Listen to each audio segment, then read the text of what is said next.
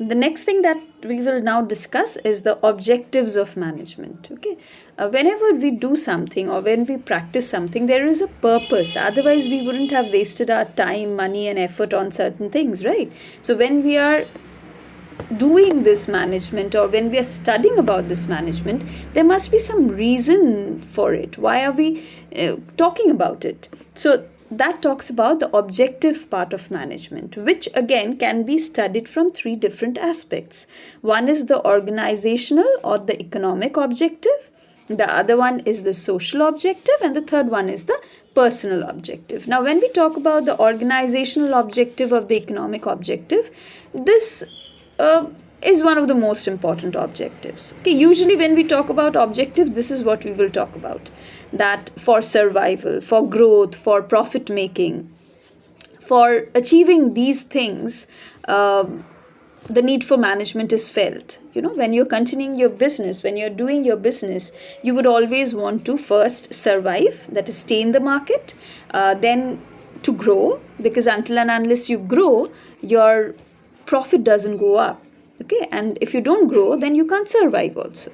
So for these three things, we will see that we need to utilize our human resources, our physical resources, and everything, and therefore the need for management is felt here. So that is one objective. Next, we have the social objective, which looks at things from the wider concept, wider perspective. It's not only me and my organization, but also the entire society, people in general, because I'm getting so much from them. It's the society where I am doing my business. Okay, it's the society, it's the country, the place, the people from where I'm getting so much. So I am responsible, I'm liable also to them. So that talks about your social responsibilities, under which you cover the environmental aspects, paying taxes on time, following government rules and regulations, then providing amenities and all those things. For details, please refer to your textbook. And then we have the personal objective. Now, personal objective does not mean the personal objective of the owner. It means when we are talking about personal objectives, we are actually talking about, the employees, human resource. They are the major assets for an organization. So if you're not taking care of your people, of your employees, of your workers, then your chances of survival, growth, and profit goes down. And we don't want that, right? Next, we have the importance or role of management. What is the importance? That was objective, and this is importance.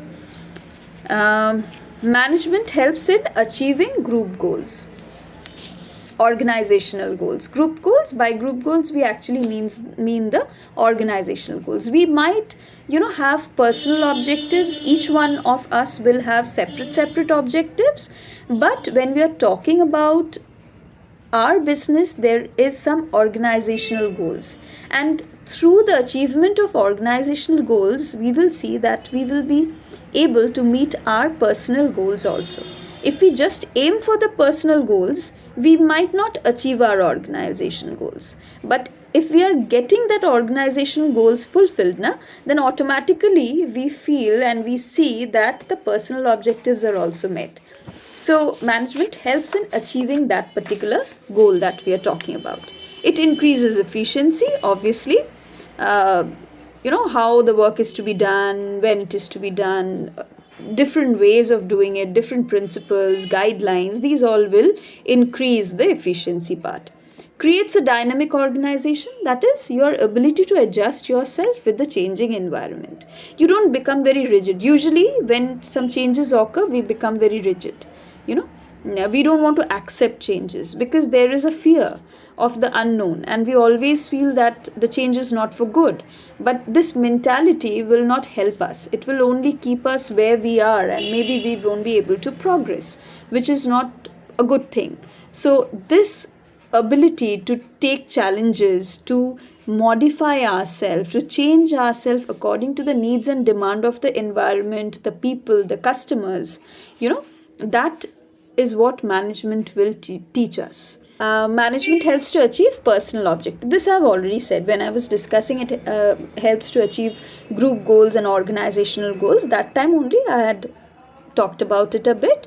Management creates a good working environment actually. So if the environment is good, you remain there, you work well, you achieve the organizational goals, and you achieve your goals also. Management helps in development of the society. Efficient management will obviously lead to better utilization of all the available resources, which in turn will help in developing the society. So these are all there. Next, we have the nature of management. This again is very important. Nature of management from three different aspects we study: management as a science, management as an art, management as a profession. Now, different kinds of question can come here, like a debate kind of question. Is management a science? Is management an art? Is management a profession? So you give your points, and yes or no, whatever you're saying, that we will discuss. So that has to be done. Then why is management called soft science, which is also very very common question. Okay, so that you have to know. Why management cannot be called a full-fledged profession, or do you think management is a full-fledged profession? So there can be various questions from this particular part. So this particular part is important. Can come as direct question. Usually we get it as direct questions, but then obviously now the pattern is such that you have a lot of analytical question, you have a lot of case study based question. The question pattern has changed in a huge manner in the last few years. So you can always have case study based questions, and then you have MCQs also.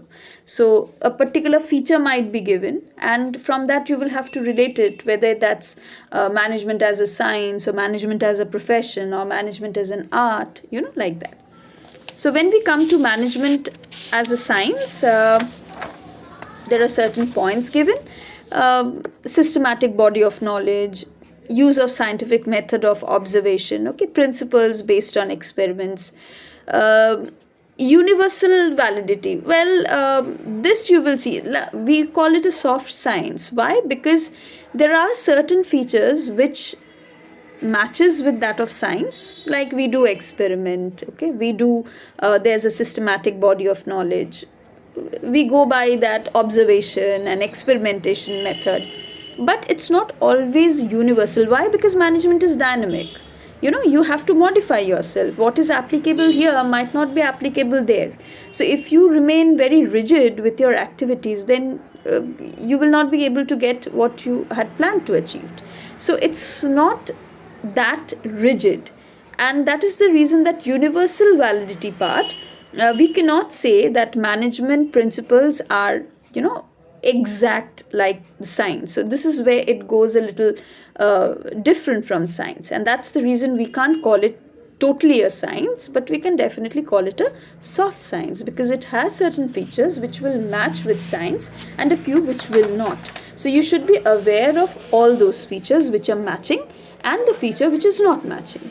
Same way, when we talk about management as an art, why an art? Because there exists theoretical knowledge, obviously. For an art also, you have to have the theoretical knowledge. You are practicing it, no doubt, but in order to practice that, you have to have the knowledge, right? Which is theoretical in nature. Application is personalized. Obviously, you give a canvas, brushes and color to two different painter, you will see them painting different picture.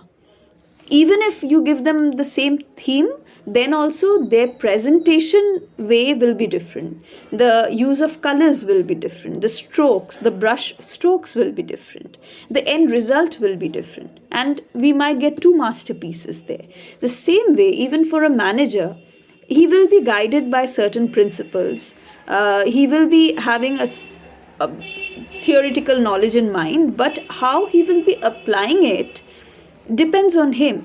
One manager might be quite different from another manager. He might have a different way of doing his things. The other person might have a totally different way of getting things done through other people. Same way, you will also study about management as both science and art. So, in this question, what you have to say, you will have to talk about the features like which are similar to that of science and features of management which similar to that of profession. So, both these points you will have to club and you will get your answers. Same way with profession also. Why it is similar to that of profession, why it is not a full-fledged profession, or management is on the verge of becoming a profession.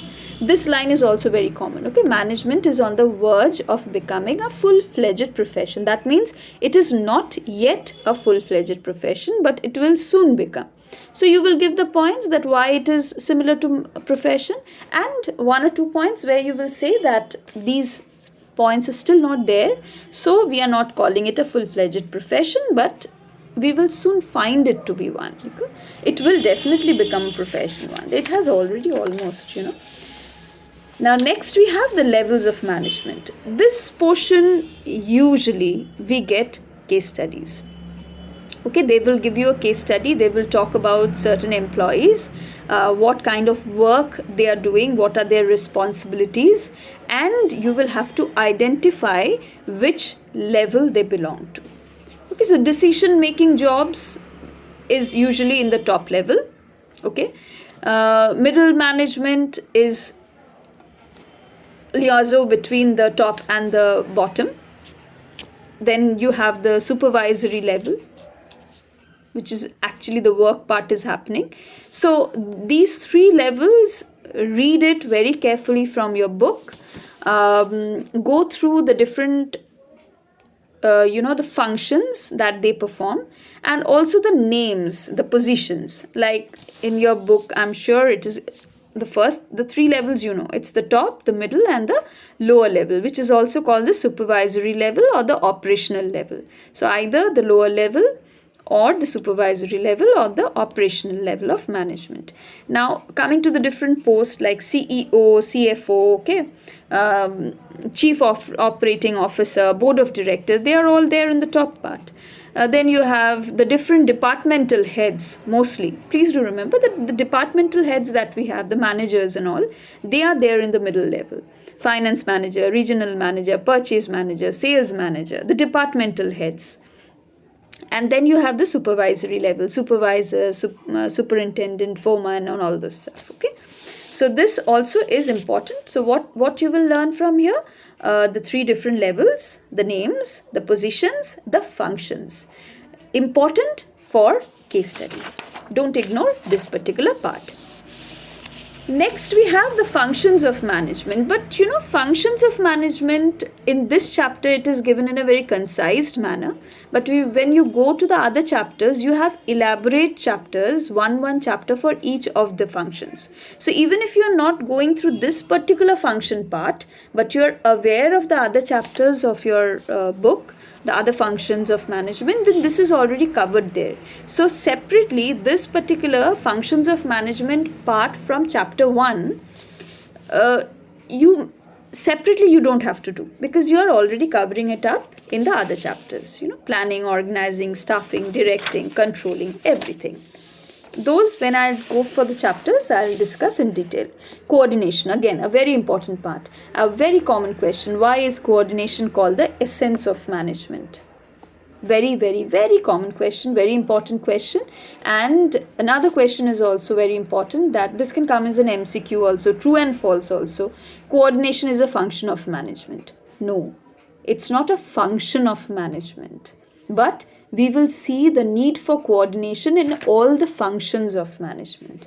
Okay, that is the reason we call coordination to be the essence of management. If coordination is not there, then we cannot see the functions of the other, we cannot see success in the functions of the management.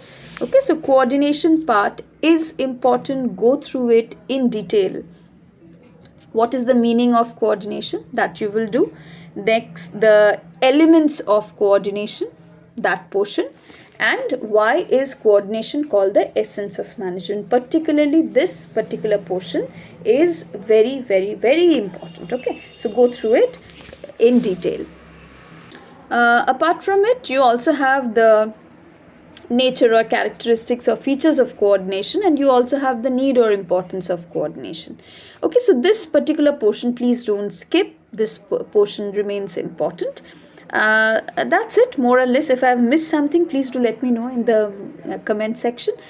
If you have found this chapter or this particular video, this one and the previous one, there are two videos for this particular chapter.